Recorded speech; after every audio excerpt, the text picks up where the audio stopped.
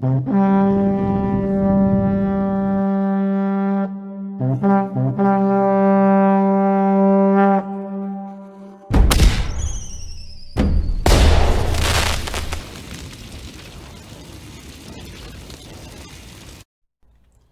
everyone. Okay, so this is basically the third time I've had to try to record this video, and this is like, and I really hope that it goes through because my system crashed it twice because I was using Streamlabs, so I might have to switch to a different software.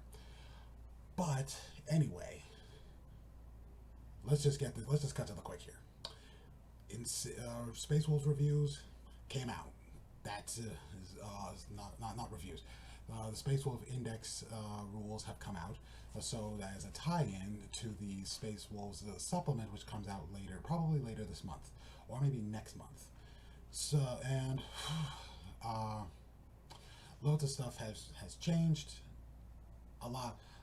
So I was like, I'm kind of speeding this up because like I don't know if it's probably not my camera, but it's probably this. But it's probably the so I'm just using the camera version to the Windows stuff to do it, and I think Streamlabs is what's causing my computer to crash. But anyway, let me just bring up the Wolves PDF that I have. I know you guys can't see it. I will post a link. As long as I remember, to post a link in the descriptions so that you can access it. And so what you can also do is like if you want, you can comment on it, and we can kind of discuss. Oh boy. uh, okay, Lords of Winter and War. Also in the data sheets. Now we still have this. Now basically, we still have the Savage Fury abilities from the Saga of the Beast. We have the we have 7 stratagems that are 1 epic deed, 2 battle tactic, and 3 strategic ploy stratagems. And and we have the relics of the Fang. Now, basically from relics to stratagems to even the detachment abilities, we still have these are all from Saga of the Beast. So, and with a lot of changes too. And also the named characters, they're gonna only have right now. They only have basically. I think what they've done is they've either gotten rid of sagas or they moved sagas over into another into the Crusade rules. So we don't right now. We don't have a Space Wolf Crusade rules. So we'll see. Uh, so the Warlord trait for the space for named characters is the Beast Slayer. So that's a +1 to hit, +1 to wound against creatures, against monsters and vehicles, and also a +1 to the hit roll to but it's like a lot of our characters hit on 2s, especially when they charge. But it could be like for Thunderhammers, maybe if you like. But all right, abilities. Berserk Charge are for like we have an abilities list which is like Berserk Charge, Headstrong, and Swift Hunters. Berserk Charge is for Blood Claws. Headstrong is for Blood Claws. Berserk Charge is basically like the old days. It just gives you +1 attack with an addition to Shock Assault. Swift Hunters is a new rule. Swift Hunters is like it's basically our Fenrisian wolves, our Thunderwolf cavalry, and Logan Grimnar's chariot can advance and charge. So basically, if these guys want to go shock assault, they'll do some damage they'll do some damage if they get the chance to. They'll basically tie up an enemy, and if they're careful, they can tie up an enemy and still be able to like cause a considerable amount of damage. Grimnar, his axe used to be D3 one-handed, it's still the one-handed, two-handed thing, but it's but the one-handed profile is was reduced from D3 damage to 2 damage, reduced to 1 damage, and it is now but he makes 2 hits, but makes 2 hit rolls instead of one for each attack that he makes. You know, Stormcaller hasn't changed that much. Nightwing was reduced to Assault 3 instead of Assault D6, which they're gonna have to eventually. Although wait, no, it would probably be useful as a it would probably be useful if he was fighting in the mid range. So let's see here. He's a chief librarian. His rules haven't changed that much. He's just basically a chief librarian and can run a lot of stuff.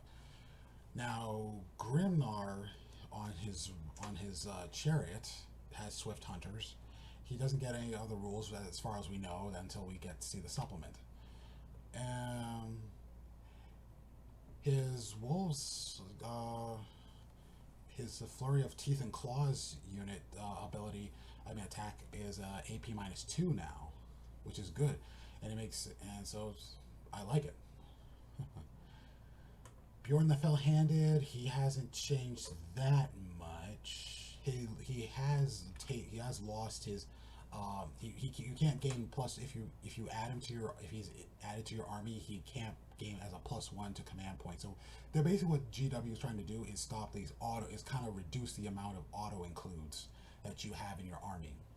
They want you to think strategically, so think strategically. Stop, like, test out, play with. Stop trying to find a groove, because if you end up finding a groove, you get more and more frustrated trying to. Because if there's a rules change or a character change, Hellfrost changed a bit.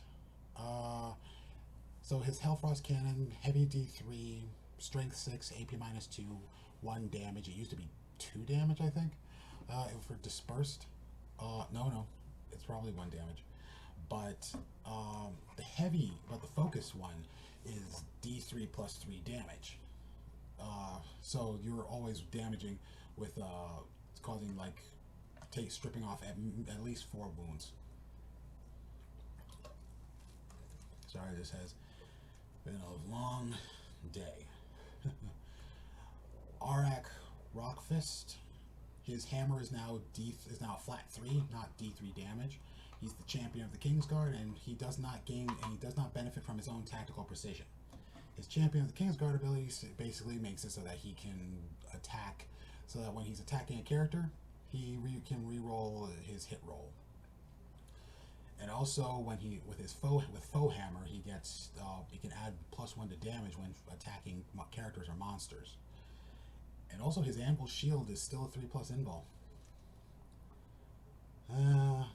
Ulrich the Slayer, Slayer's Oath. Oh, Slayer's Oath was an interesting one. Slayer's Oath basically means that Ulrich can't. When Ulrich kills a monster or a character, for the rest of the battle, all of his litanies are automatically inspiring. His Wolf Helm his Wolf Helm is only works on core units, so his basically 9-inch, so it's like any model within 9 inches of him gains his leadership. And also litanies are inspiring on a 3+ and not a 4+. Although that's probably unless they changed it for the Master of Sanctity. Ragnar Blackmane hasn't changed much. His War Howl only affects core units, so he can't re-roll charges for himself. This is the thing about core units. This is basically okay, I can't turn my... This is what GW had noticed. Too many smash captains. So how are we gonna... It's I'm just gonna pad out my list, and then I'm going to just load up on captains. The captains are going to do the major damage. They'll delete the entire. They'll delete whole units, and it's we don't want that. We want the game. Sure, we want the game to go fast, but not so fast where you're going to table someone by turn 3. And it's like the Space Wolves are actually pretty good when it comes to tabling in certain cases. Like players want to dominate the board, not okay. I'm going to play objectives. I'm going to play objectively. Berserk Charge. This model makes 3 additional attacks instead of 1 as a result of the Shock Assault ability. While friendly, his Battle Lust is that move an additional 3 inches when your units make when core units make consolidation moves. Let's see. Crom Dragon Gaze is Fierce Eye. So for combat attrition tests, enemy units can subtract 1 from the test. Harold Deathwolf. So Harold, his Storm Shield is a 4+1 to his armor save, and he is Lord of the Wolfkin. He can so cavalry and beasts. He can use his leadership, which I would use. It's like if you're gonna run like a cavalry beast list with Grimnar and his Wolf Guard, how you're gonna have to, basically what it is that this is gonna, you'll probably want to have, no wait, you can't have Harold and Grimnar in the same thing, because it has to be Harold, because of the chapter command, because of chapter command, the space it has to be, your detachment has to be 1 captain, 1 and 2 and up to 2 lieutenants. So that's gonna be that's a rough one. His mantle of the Ice Troll King is, I know it says Mantle of the Troll King, but it's like it's the Mantle of the Ice Troll King. I liked it I liked how it was explained in the old books. Each time an attack is allocated to this model, subtract 1. So basically, it's a -1. So it's basically a -1 to damage. To damage if he gets wounded. Canis Wolfborn. So he has honor or death, meaning he can do a heroic intervention at 6 inches. Let's see. Each time this model makes a heroic intervention move, so long as it ends with engagement range of the enemy character, it can move up to 6 inches. All other rules for heroic intervention still apply. Born of Wolves. Now, the Born of Wolves is pretty good. So basically, if you have Teeth and Claws or Fury of Teeth and Claws, he adds in 2 additional attacks when he's nearby. So if you're going to have Grimnar and Canis Wolfborn in the same chapter, because Canis is a Wolf Guard, he's not a lieutenant, but he is a company champion. He's not, Canis is not a Wolf Guard. He's the company champion. Then you have Wolfguard Battle Leader in Terminator armor, which is nice. I know a lot of, you have a lot of battle. You have like a lot of, there's going to be a lot of lieutenants in the Codex, but these are like Wolfguard special units that are getting special abilities. You have Wolf Lord on Thunderwolf, which is, he's basically a captain. Wolfguard Battle Leader is a lieutenant. The Wolfguard Battle Leader on Thunderwolf Swift Hunters. Now we've got to the troop units. Blood Claws. Blood Claws haven't changed that much.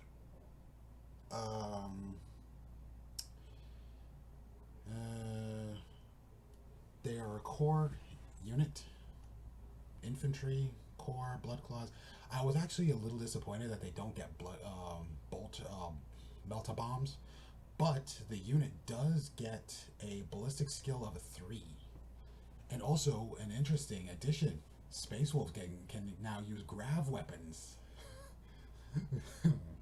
Oh man, this is going to be awesome. Okay, Grey Hunters, they don't get Melta Bombs either, but they still have some, but they are pretty potent. They are a pretty effective multi-combat unit, especially since they can take bolt guns and chainsword. They can take bolt guns and chainswords, and those bolt guns can turn into AP-1 in the assault phase. Let's see here. Wolfguard. Now you're like, oh, why do you have Wolfguard? Why don't they just take veterans? It's like Wolfguard are actually pretty good. Um, they can take uh, jump packs. They are capable of taking combi grav weapons. Their core, their infantry. Now, an interesting character for the elites is Lucas the Trickster. The Pelt of the Doppelganger is an amazing ability. So basically, against either shooting attacks and combat and melee attacks, he cannot be hit on a. He cannot be hit. I repeat, he cannot be hit on a 1, 2, or 3. It always fails. But he can be wounded, but he can't be hit. So that's pretty good. And it's an unmodified wound roll of a 1, 2, or 3. So he's also a Bloodclaw hero, he's also he may be a character, but his Bloodclaw's hero allows him to still allows him to re-roll his hit roll. His rebellious presence, so it's a subtract 1 from the leadership characteristic of a model while he's within 3 inches of a Space Wolves unit. So you don't want a lot of guys near him, but you do want you do want him to kind of go at him. The last laugh, if you kill him in melee, he causes D6 mortal wounds. Wolfguard Terminators haven't changed that much. They're very powerful. Sure, they do not have the locator beacon, but they are pretty decent. Wolfen. Now, a lot of people, believe me, a lot of people are bemoaning that Wolfen got nerfed. I don't know. The way I see it, look at 7th edition. Wolfen were so overpowered. They were completely devastating, especially when with the Wolfen Murder Pack and the Thunderwolf Cavalry, and you could basically delete enemies off the board. So what they've done, and then you had 8th edition, they kind of tamped that down a little. But what they've done here is that they've taken, like, here's the thing, they can't they can't advance and charge. They have no swift hunters, although GW might change that when the book comes out or in a future FAQ, when the supplement comes out. Okay, here's what they've got. Death Frenzy. So basically, what Death Frenzy does now is that it's kind of like a defense mechanism. If your opponent, if it's like your opponent's turn and your opponent is fighting, and your opponent activates the unit against the Wolfen, and the Wolfen can't fight next, then what they do is that if a Wolfen model is killed, then they can fight immediately. That's their death frenzy. It's no longer like, okay, if I fight and my opponent kills me, then I can fight again. They're not doing that anymore. It's kind of like a death blow from Total War, where the Dwarf Slayers get to kill a guy if they get killed. Let's see. Wolfen Howl. Now, this is the thing. There's really no curse of the Wolfen. It's actually kind of been folded into here a bit. This is like basically Wolfen Howl is like the hunt ability. They've kind of taken out the kill ability. But let's see here. It's an aura. Wolfen Howl is an aura. Infantry, biker, and cavalry units within 6 inches of the Wolfen can re-roll charge rolls made for the unit. So the wolves and Bloodclaws are 12 inches. So basically, Wolfen can move and charge. Can move 8 inches. Because here's the thing: Wolfen can move 8 inches now, and they have a toughness of a 5. Their storm shields are 4+, but they helps give them basically adds 1 to their armor save throw. So like if you roll a 3, so basically if I roll a 3, I can. So basically, if I end up rolling a 3, then it counts as a 4 plus armor save for my Wolfen.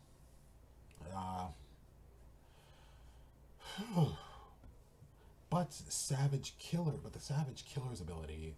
So like each time you make an attack for hit so basically Savage Killers they are so throughout the entire game, even in the beginning of the game, they are always in the assault doctrine when fighting in close combat. And their Wolfen claws, so their frost claws, their great frost axes, their thunder hammers, and their Wolfen claws gain a +1, get +1 on the in close combat, and they can hit, and they have exploding 6s, which is not bad.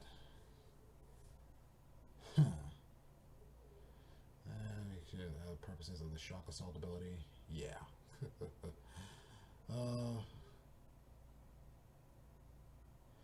In addition, well, hold on, wait a minute. Each time you make an attack for a model in this unit, if your army benefits from combat doctrines, the assault doctrine is treated as being active for your army for that attack. In addition, this unit is always treated as having made a charge move for the purposes of the shock assault ability. So basically, if they are charged, in addition, this unit is always treated as having made a charge move for the purposes of the shock assault ability. Oh, wow. So basically, for the purposes of the shock assault ability, so does that mean, okay, so if they are charged, they get +1 attack. And I'll have to go. So maybe if they're charged, they get +1 attack. I'll have to relook at the shock assault ability again. It's in the review, in someone else's reviews. Wolfen Dreadnought. They get reroll charge. They also have Duty Eternal, which is good. The Fenrisian Great Axe, Cleave, D3 +3 damage. Subtract 1 from the hit roll, of course, but if you charge them, that's pretty good. Blizzard Shield is a 4-up, but no +1 to armor save. That's actually still decent, but it's no change. Murder Fang, Murder Fang gets 3 additional attacks makes 3 additional attacks instead of 1 as a result of shock assault. He has Bestial Rage, meaning he cannot perform any actions, and he also cannot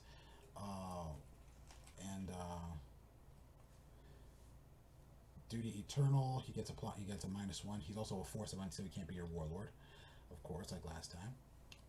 Murder Claws, pretty decent, or actually still good. This is the thing, guys. You gotta be able to adapt your strategies. You have to think in the future. You gotta think in the future. What's it's like? Are they gonna? Because war is never fair. Cyber Wolves. They get Swift Hunters, but they are pretty decent. But they're still usable. 1 to 5 units, 1 to 5 models. Thunderwolf Cavalry 2 to 5. They get Swift Hunters, meaning that they can move 10 inches, advance to D6 inches, and charge 2d6. Fenrisian Wolves, they get the same thing, and I was actually hoping that they would do something with Fenrisian Wolves, allow them to advance, because it's like, what are they like? The Fenrisian Wolves, they have nothing to shoot at. They have to. So what are you going to do?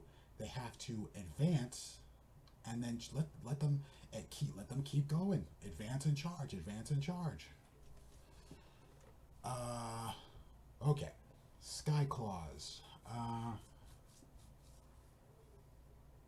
If you're going to do Skyclaws, they get Melta Bombs. So that's pretty decent. With Melta Bombs. Skyclaw Pack Leader, Storm Shield for the Wolfguard Pack Leader. Death from above, so they can come in. They have Berserk Charge and Headstrong. Long Fangs, a lot of people hate right now. Although I do kind of find it okay. So you can have 4 to 5 Long Fangs, 1 Long Fang Pack Leader,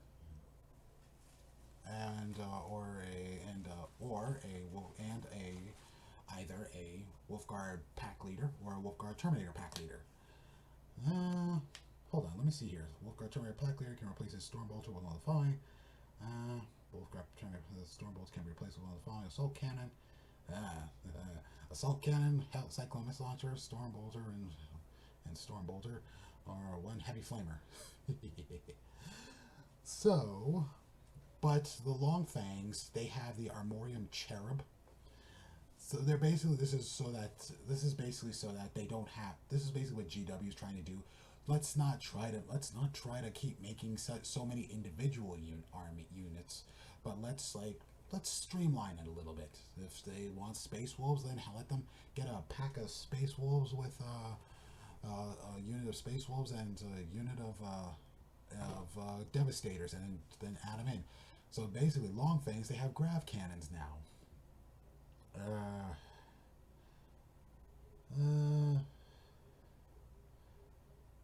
This unit can be equipped with one so an Armorium Cherub allows a unit once per battle. It allows a unit to fire twice. Allows a model to fire twice, and Signum. And the Signum ability allows it, like in my shooting phase, I can select one model, and their ballistic skill becomes 2. Stormfang gunship. They're equipped with a Hammer Strike missile, 2 Storm Strikes missile launchers, and a Hellfrost Destructor. Now the Hellfrost Destructor. Disperse, 36 inches, heavy 3d3, strength 6, AP -2, 1 damage, blast. So basically, you're hitting on a minimum of a 3 if you're going up against against 6 units or more. Focused, D3, heavy D3. Sure, it's no longer a flat 3, but get ready for it. Strength 10, AP -4, 6 damage flat.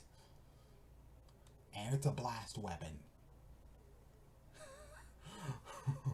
So basically, if I'm going up against 6 models, I'm gonna do 3 damage. I'll do 3 damage.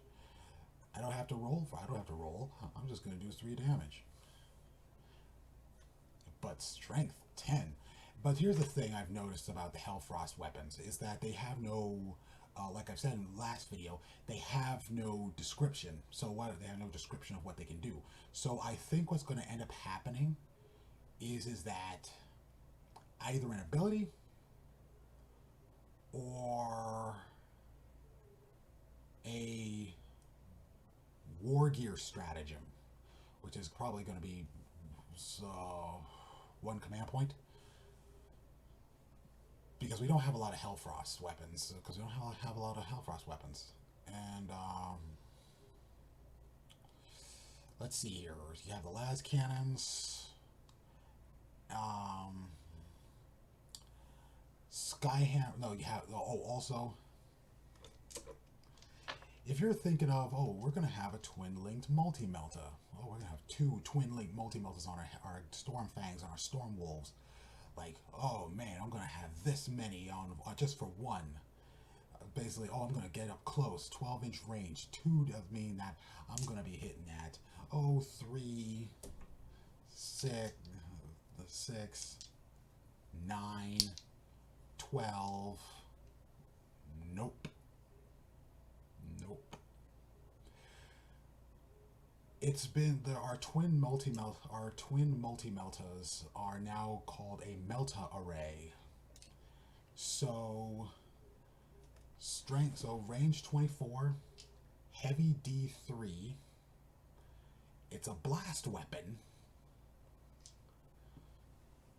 but it's still strength 8, AP -4, D6.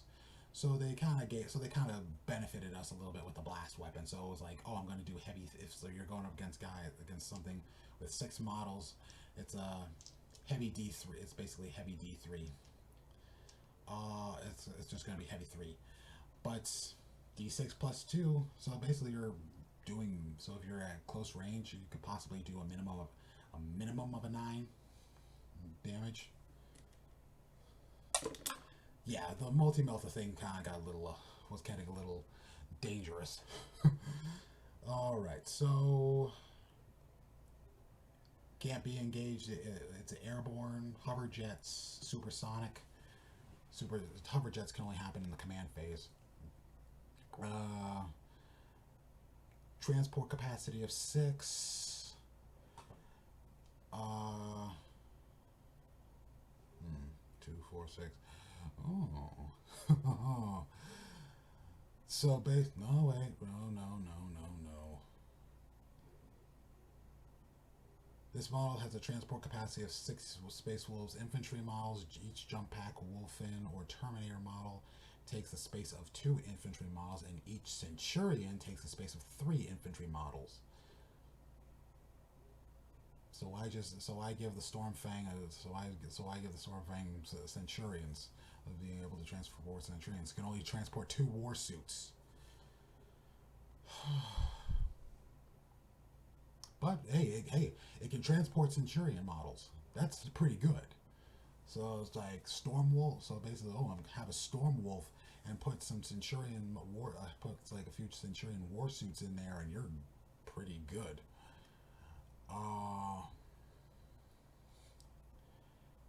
So the Hellfrost cannon. So the twin Hellfrost cannon is heavy 2d3 strength, 6 AP -2, 1. It's a blast weapon. Focus. It can do 4 damage. So basically, that's most of the weapon profiles, and the points costs can vary, but I'm not going to really get into the points costs because I'm already over 30 minutes on this thing. So, but I do like that we can now take grav weapons. So that's a major plus.